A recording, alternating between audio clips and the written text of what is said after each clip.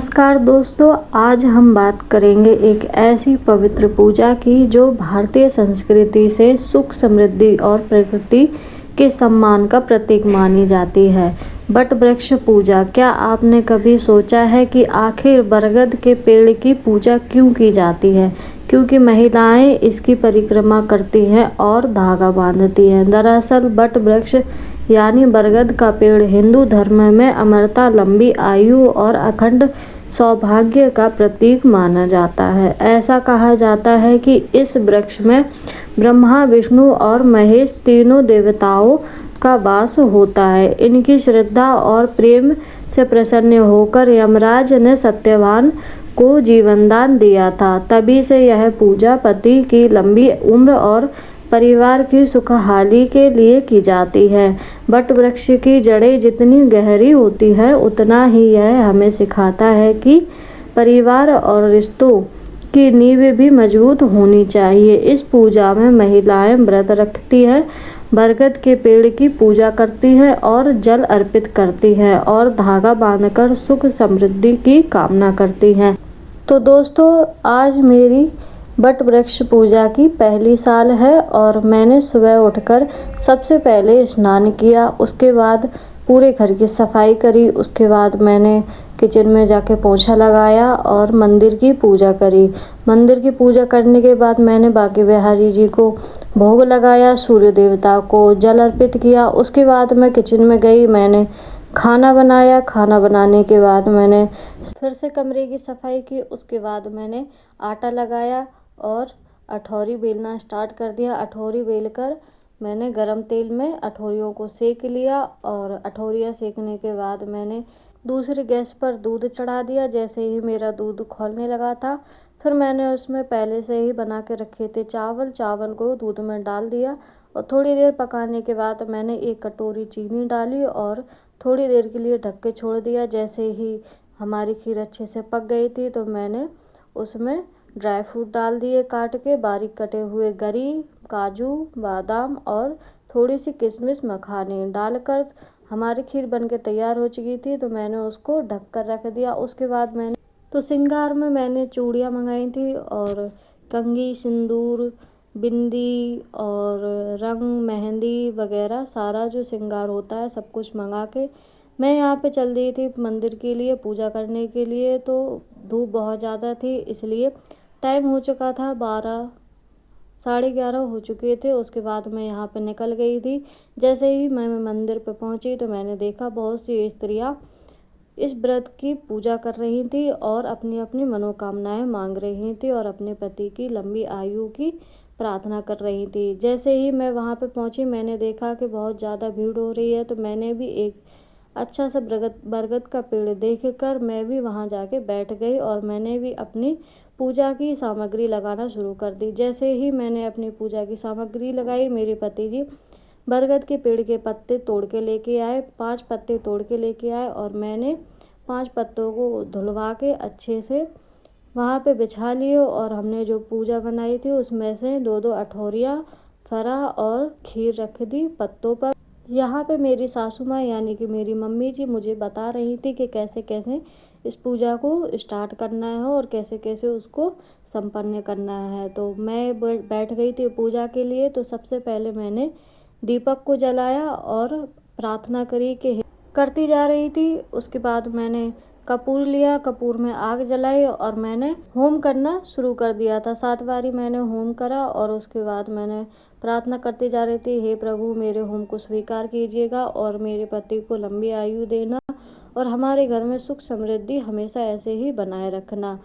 उसके बाद मैं जो प्रसाद बना के लेके आई थी उसको चढ़ाया और मैंने प्रार्थना करी कि हे प्रभु मेरे भोग को स्वीकार करें। माना जाता है कि अगर होम को जल्दी से आग पकड़ ले तो कहा जाता है कि आपकी पूजा को उन्होंने स्वीकार कर लिया है। तो मैं यहाँ पे अपना भोग लगाती जा रही थी और प्रार्थनाएं करती जा रही थी और भी बहुत सी स्त्रियां आती जा रही थी, अपनी अपनी पूजा करती जा रही थी।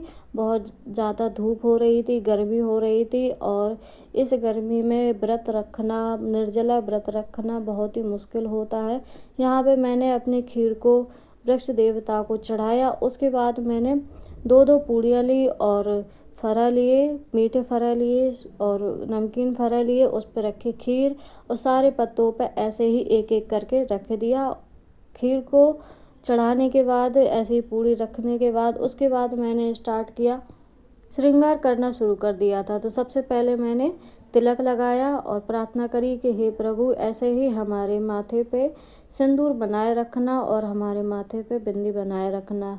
उनको बिंदी लगाते हुए मैंने यह प्रार्थना करी कि हे प्रभु हमारे इस व्रत को स्वीकार कीजिए और हमारे पति की लंबी आयु की वरदान दीजिए। उसके बाद मैंने उनका श्रृंगार करते हुए प्रार्थनाएं करती गई और जो श्रृंगार है वो उन पे चढ़ाती गई। यहाँ पे मैंने सिंदूर चढ़ाया, मेहंदी चढ़ाई और रंग लगाया और उनसे प्रार्थनाएं करती गई और अपनी पूजा को आगे बढ़ाती गई। चूड़ियाँ चढ़ाया और जो भी होता है श्रृंगार का सामान सबको चढ़ाने के बाद मैं घर से लेके गई थी साबुत फल। हमारे यहाँ पे साबुत फल को चढ़ाया जाता है।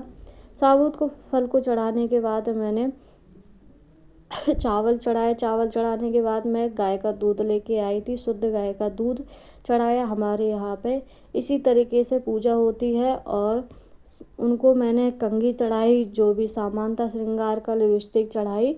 सब कुछ चढ़ाने के बाद उनको पैर छुए। पैर छूने के बाद मैंने उनसे प्रार्थना करी, हाथ जोड़े और उनसे प्रार्थना करते हुए कहा कि हे प्रभु हमारे पति की लंबी आयु करें और हमारे घर में ऐसे ही सुख समृद्धि बनाए रखें। बहुत सी स्त्रियां अपनी अपनी प्रार्थनाएं करती जा रही थी और ऐसे ही पूजा करती जा रही थी। तो उसके बाद मैंने आरती करी, वृक्ष देवता को मेहंदी लगाई और उस मेहंदी को वहीं पे समर्पित कर दिया और उनसे बोला कि हे प्रभु ऐसे ही हमारे भी पैरों पे मेहंदी हमेशा दमकती रहे। उसके बाद मैंने सिंदूर चढ़ाया। सिंदूर चढ़ाते हुए मैं मन में सोच रही थी कि हे प्रभु बस हम पे इतनी कृपा बनाए रखना कि हमारे मांग में ऐसे ही सिंदूर दमकता रहे। और इसी के साथ मैं पूजा करती जा रही थी। उसके बाद मैंने रंग को घोरा।